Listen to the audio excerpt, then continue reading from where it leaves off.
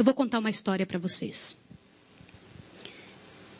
Há 20 anos atrás, eu fazia parte de uma mesa numa associação. E eu vi uma das histórias mais tétricas que eu já vi na minha vida. E pode ser que alguns de vocês já tenham ouvido essa história aqui entre vocês. E se já ouviram, vão lembrar comigo essa história com dor. Uma certa ocasião, numa igreja de um certo lugar no Brasil, uma mocinha pediu licença para conversar lá na frente, no microfone. Ela frequentava a igreja um ano e pouco. E ela pegou o microfone da mão da moça que estava terminando a escola sabatina e falou: eu tenho que contar para vocês um pecado meu. E as pessoas paralisadas olhando ela falar.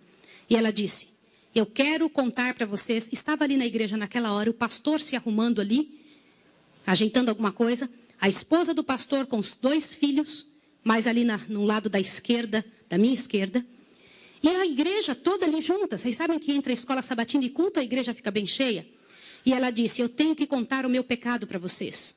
E o pecado que eu tenho que contar é que eu sou amante do pastor.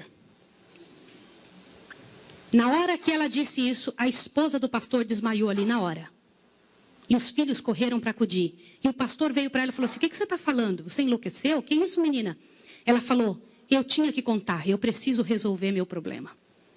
Eu preciso salvar a sua alma. Eu preciso resolver você. Os danitas, eles sempre usam essa: cuidado, eu preciso ajudar. Sempre usam a palavra da ajuda, viu? E naquele momento a igreja toda ficou em alvoroço. Eu não preciso dizer que não houve culto. Não houve culto. Não conseguiram fazer o culto. A esposa do pastor foi levantada dali, foi levada lá para fora. O pastor não sabia o que fazer. Começou a dizer: irmãos, por favor, isso é um grande mal entendido. Ela dizia: não é, meu bem. Eu precisava dizer, eu tenho que salvar você e tenho que salvar a mim.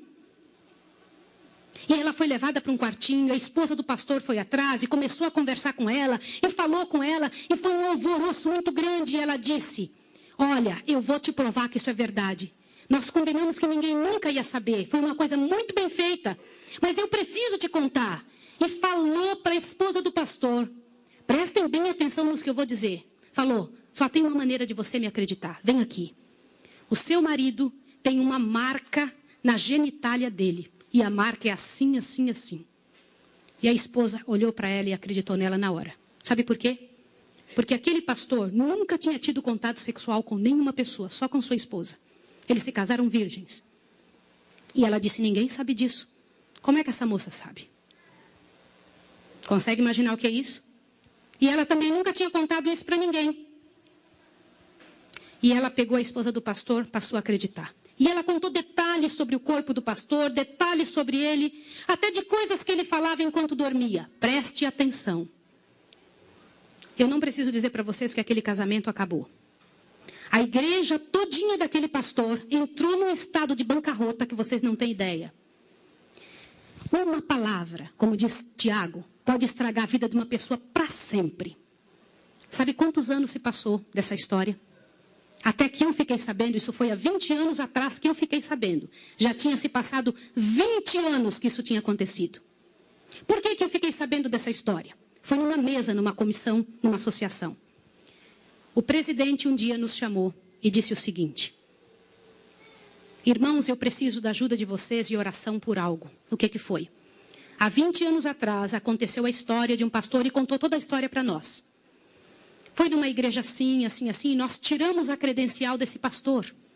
E esse pastor foi para um sítio e ficou sozinho. A esposa dele é casada, tem outros filhos, está vivendo a vida dela.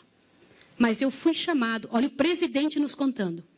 Eu fui chamado há alguns dias na casa de uma senhora com os cabelos todos brancos morrendo de câncer.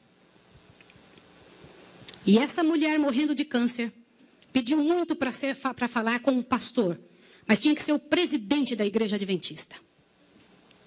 E eu fui até lá porque eu sou o presidente. Quando eu cheguei lá, a mulher me contou que ela tinha sido a moça que tinha falado aquilo do pastor. A amante, a suposta amante do pastor.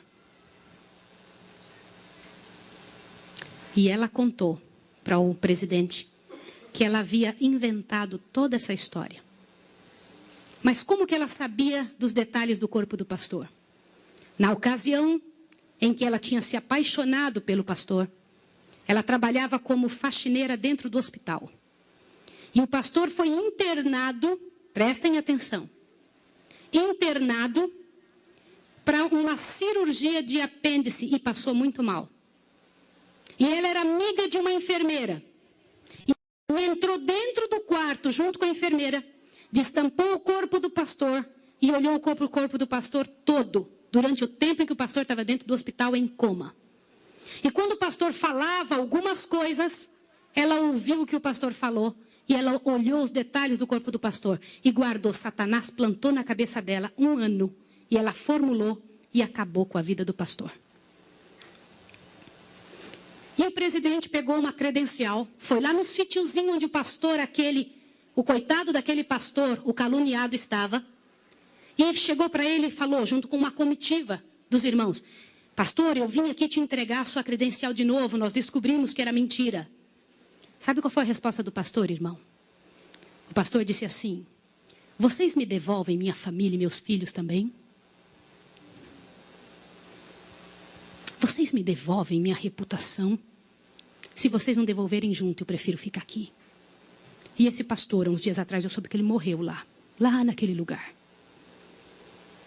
Quem foi a assassina daquele pastor? Não foi só aquela mulher, foram todos que falaram junto.